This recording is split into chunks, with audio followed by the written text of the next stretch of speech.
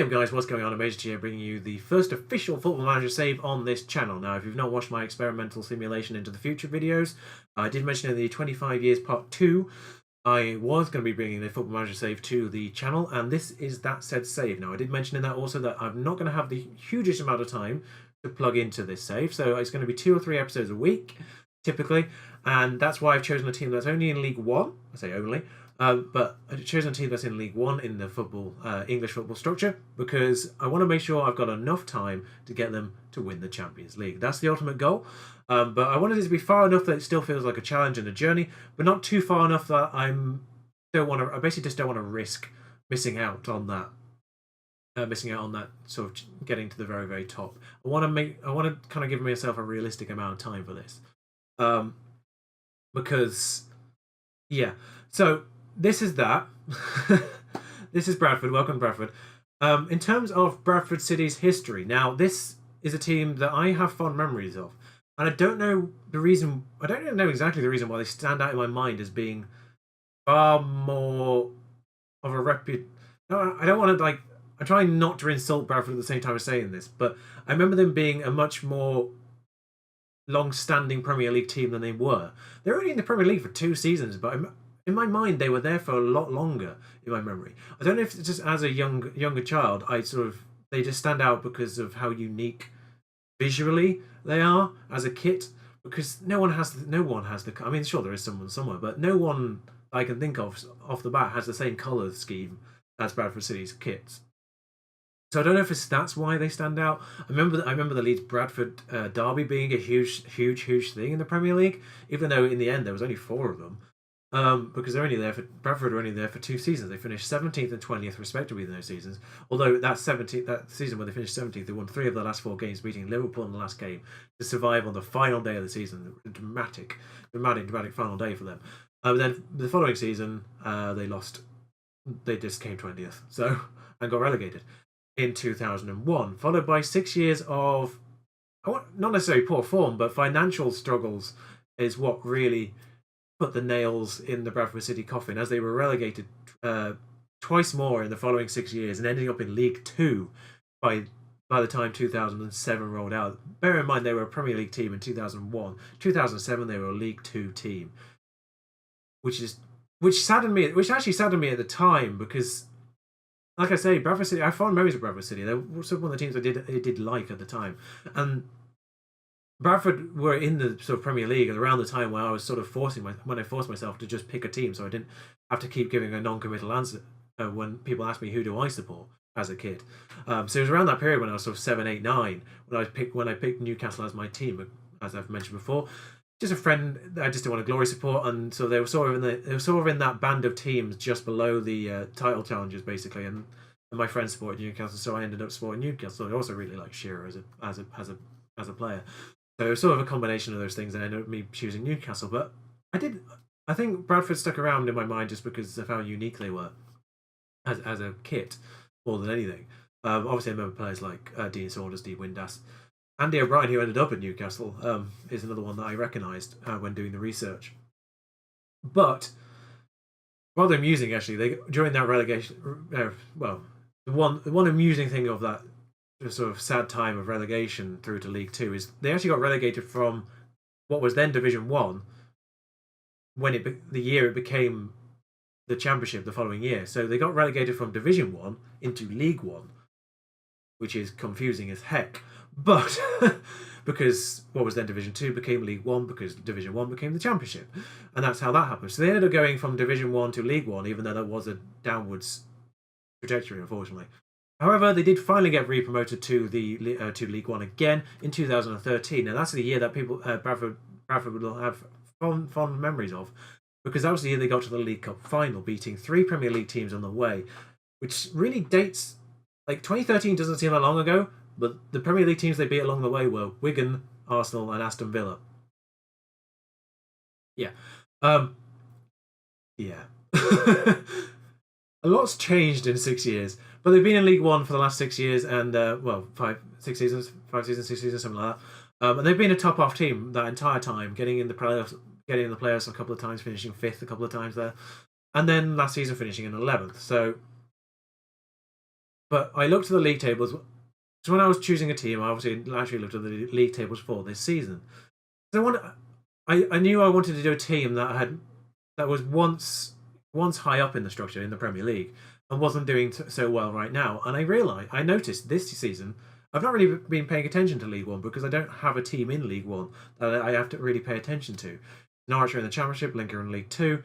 League One's that sort of void where I don't really keep track of anything too much. So I didn't realise Bradford would at the bottom and are all but relegated this season. I don't know what's happened, but they're all but relegated this season. So that immediately went right. I'm going for Bradford then, basically, and I would like to get Bradford to the Champions League. So that's what we're going to do here. We're going to get to the Premier League, and we're going to do one better than they did the last time round. So welcome to Bradford City. Attend this meeting. Let's get this meeting started. That sounds like a great idea. Give me some more history. Why not? I've done my own research, as you've just heard. But no, I don't think a meeting is required. I'm happy to be judged on the philosophies that have been proposed by the board. Sign young players for the team is something that I would do anyway. It's traditional to hold a press conference. Go on then. You're not going to see any press conferences. I am actually someone who does do the press conferences. I know that's something that a lot of people just click through when they play, but I actually do them for the most part. Okay, thanks for introducing clubs. I would have a long and successful career. Okay, thanks for introducing club. Don't worry about sitting in the meeting with Martin Drury. I'll speak to my staff when I need to. Yeah, that's something I can do in the meantime. So, new signings. Yeah. All right. So, Shay McCartan went to Lincoln on loan. Jacob Hansen, Heffeler, and Patrick have all gone to other teams on loan. Some of them gone upwards. But a bunch of loans going in and a bunch of transfers coming in from. Hang on. They've got a player from Bayern's second team. That wasn't something I was expecting to see. Joe Riley from United. Oh yeah, I'm going to have to work out what my colours are for this.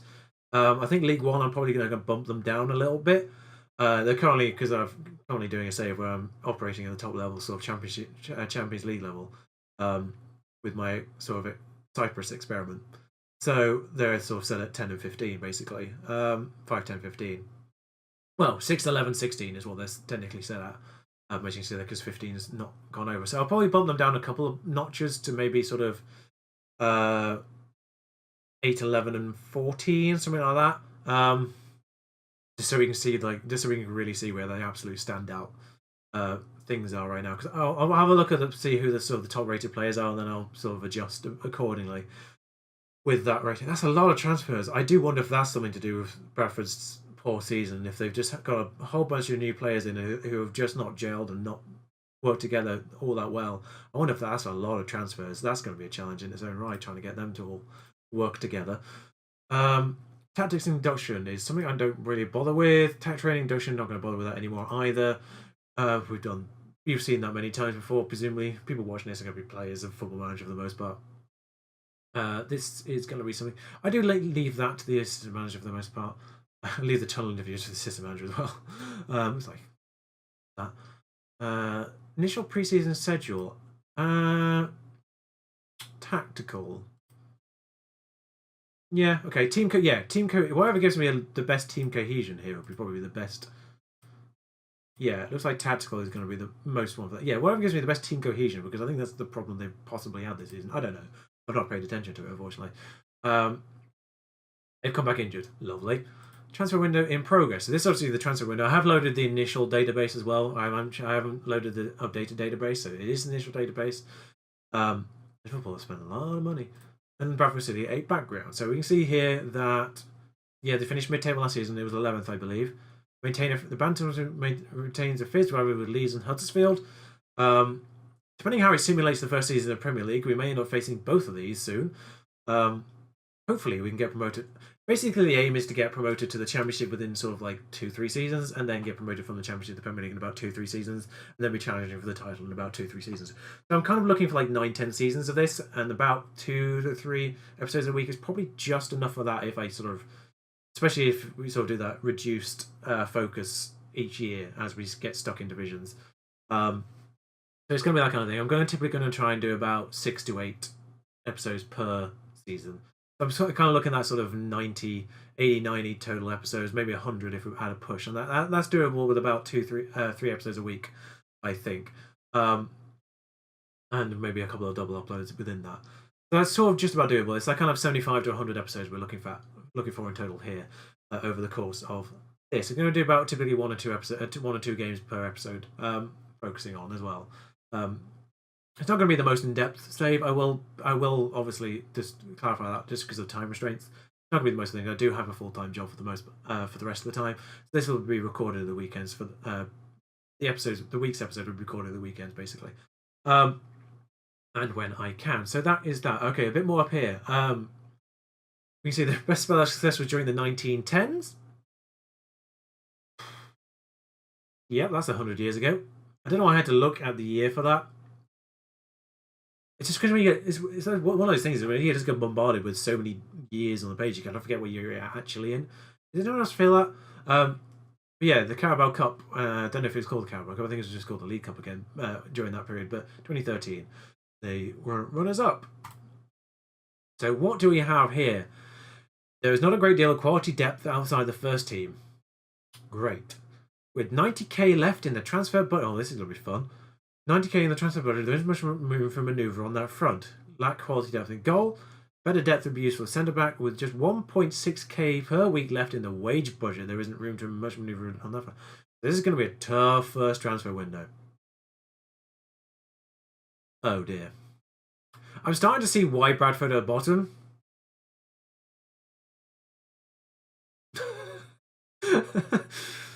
Oh. The goalkeepers, whilst we lack quality depth in goal, they are far from eccentric. Attack depth is great. A lot of young prospects, apparently. 4 good options at right back. 5 great options at left back, apparently. Oh, no, sorry. Best of 5 players to play at left back. Good quality at right back. Another good right. Oh, yeah, that's the same thing. Same person. Superb at centre back. Very good option at centre midfield. One of the best scouting teams in the competition. So that sort of somewhat counterbalances the transfer budget. We may be able to go scout a lot of good things. And the goalkeepers in the team are good at coming off the line to deal with danger. It looks like we have a good, whilst not a lot of quality depth in goal, we do look like we have a good goalkeeper. Or a couple of good goalkeepers at the very least. But oh my god.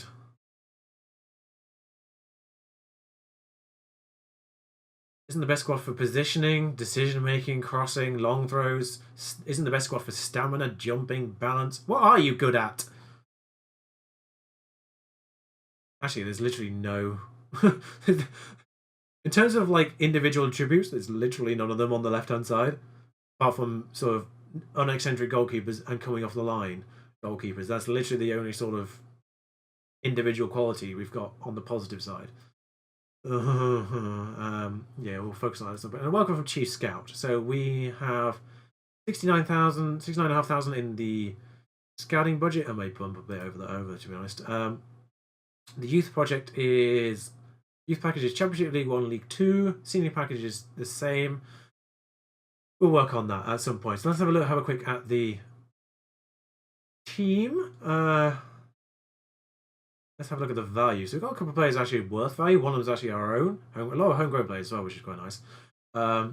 This AM, right. Actually, who was the one? It was Owen Doyle, who is the sort of standout striker they said we had. Ackerman is the standout midfielder they said we had. Who was the, was it? No, it was this guy here. It was Ryan McGowan was the right back they said. Australian. Determination 18, that's already standing out, even with my old version. Dives into tackles, I don't like that, to be honest. Possesses long, flat throw, so a bit of a Rory de lap, maybe. 6'2", right back. What's his tackling? 13? Marking 13. Not the fastest. He is actually probably better at centre back, he actually says. No nonsense centre back is what he said he's best at. Despite highlighting him as a right back. Calvin Mellor. Again, still not all that fast either. We don't have a lot of pace in the right back position, apparently. This was one they identified as the left back. Slightly faster. Slightly more pacey, but slightly less technical. Zimbabwean 26. Yeah, okay. I am obviously slightly used to top level players right now. But ability wise, potential ability, a lot of 4-star, but no 5-star. Which isn't particularly great. Weirdly, he's 4.5-star. Oh, I got these wrong way around. That's why. I will have. Hang on. There we go. That's the way around. Potential is what I'm looking at here. Potential. So Joe Riley has potential 5-star. This guy's got 4.5-star potential, but he's on loan. Alex Jones provides. Unfortunate name. Alex Jones provides a bit of potential growth here with a right or striker here. Reeves, Luca Colville maybe here, 2-star now. Thomas Isherwood, that's the guy who came from Bayern's second team, can maybe get 4-star. But it's not actually too bad for potential, really. A lot of 4 and 5-star potential here. But to be honest, most of the ones that are 4-star potential are 4-star already. So we'll just try and have a look at where's the team report is the one that we want. Squad depth, that's what we want to have a look at. Going forward here is how do I've forgotten how I do this, to be honest. Show all. Not give me like it's because it's gone on the top bit here. I wish it could zoom out a little bit. But a lot of depth there. Potential ability. So this is where the problem is, defense and goalkeeper wise. The goalkeepers are all 3-star, all 3-star potential. Defense wise, Joe O'Reilly on DL. He is an actual requirement. He's actually the right back, which is unfortunate here. Tyrell Robinson is the midfielder left, but he can play left back apparently. Connor Wood, the official left back, probably potential wise, and he's only 2.5-star. That guy,